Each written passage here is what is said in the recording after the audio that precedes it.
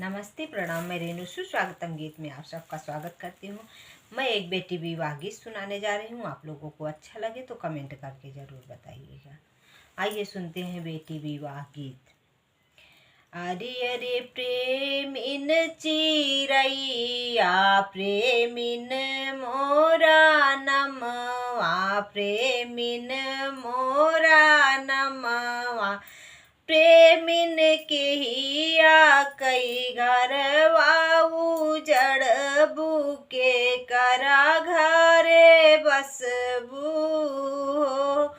प्रेमिन के हिया कई घरवा उजड़बू के करे घरे बसबू।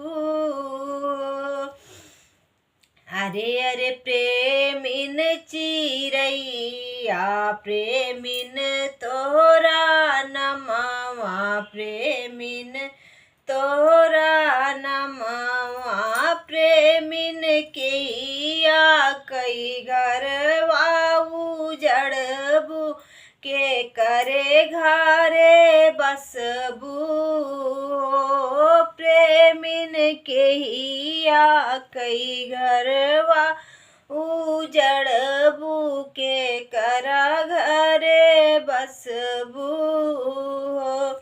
अपने पापा कई घरवा उजड़बै सासुरु घरे बसबाई हो।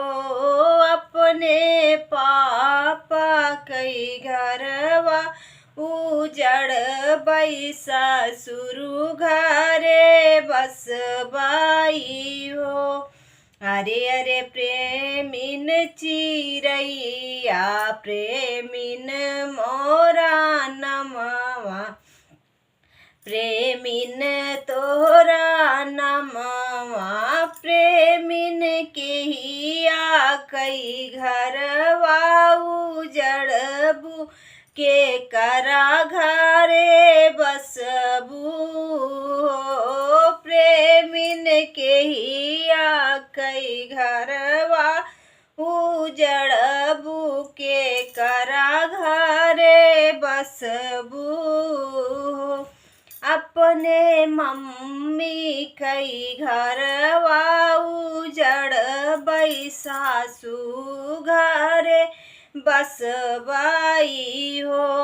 अपने मम्मी कई घरवा उजड़बै सासु घरे बसबाई हो। अरे अरे प्रेमिन चिरैया प्रेमिन तोरा नमवा, प्रेमिन तोरा नमवा। प्रेमिन के हिया कई घरवा उजड़बू के करे घरे बसबू।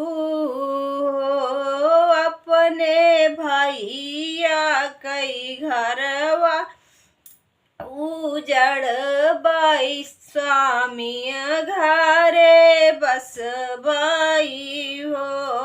अपने भैया कई घरवा उजड़बै स्वामी घरे बसबाई